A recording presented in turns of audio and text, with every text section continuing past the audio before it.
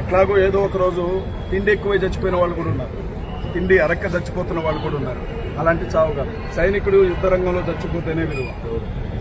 సంఘాలను కాపాడు. నాకే భయం లేదమ్మా. నేను చెప్తా ఉన్నా, రాజమండ్రిలో ఉన్నా, ఒక్కడనే ఖమ్మం వెళ్తా, నా జోలికి వస్తే నలుగురిని తీసుకుని పోతా. నాకే భయం లేదు. నేనేమంటున్నాను అంటే మీ వాళ్ళని మీరు కాపాడు. నేను ఖమ్మంలో ఉంటాను, మీరు నన్ను కాపాడలేరు, నన్ను నేను కాపాడుకోగలను. కానీ స్థానికంగా ఉన్న మీ వాళ్ళని, మన వాళ్ళని మీరు ఒక్కొక్కరు నలుగురిని తీసుకెళ్లిపోతారు. ఖచ్చితంగా తీసుకెళ్ళి అలా తీసుకెళ్తేనే వర్కౌట్ అవుతుంది. వాళ్ళ ఇంటికి ఫోన్ చేసి బిడ్డను చంపుతాము, కేసు తీసుకుని వెళ్ళమని చెప్తున్నారు. ఎంత దారుణం అమ్మాయి. ఆ తల్లి భయంతో గజగజ ఆడతాం. ఏంటి పరిస్థితి అసలు? అంటే చంపేది మీరే, మీ బిడ్డను కూడా చంపుతామంటే ఏంటి దాని అర్థం? ఆ మనిషికి నోట్లో మందు పోశారు అన్న విషయం నాకు ఎలా తెలుస్తుంది? మామూలు విషయం అయితే నేను మాట్లాడినా కదా. రిపోర్ట్లో నోట్లో కొంచెం మందు పోయినా తాగి డ్రైవ్ చేశారు అని చెప్పారు. అసలు ఒక పాస్టర్ గారు ఎందుకు తాగుతాడు?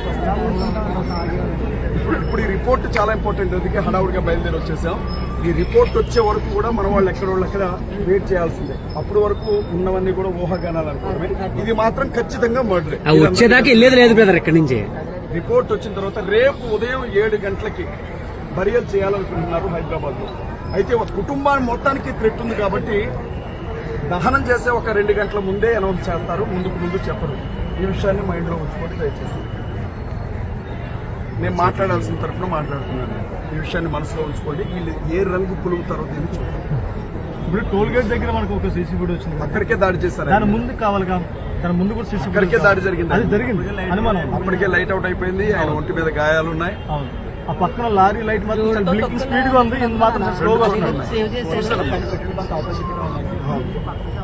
రోడ్డు మీద పడిపోయినట్టు బండి గీతలు లేవు. సరే కింద పడి దెబ్బ తగిలింది అనుకున్నాం. అక్కడ బండేది దేనికి తగిలింది? అది అందరికీ తెలిసిందే బ్రదర్. పోలీసులు ఎవరో తిరుగు తలుపుతున్నారు విషయం. ఎవరో పోలీసులు భయపెడుతున్నారు. ఆ అధికారి ఎవరో. ఎంతమందిని చంపుతారు బ్రదర్? ఎంతమందిని చంపేస్తారు?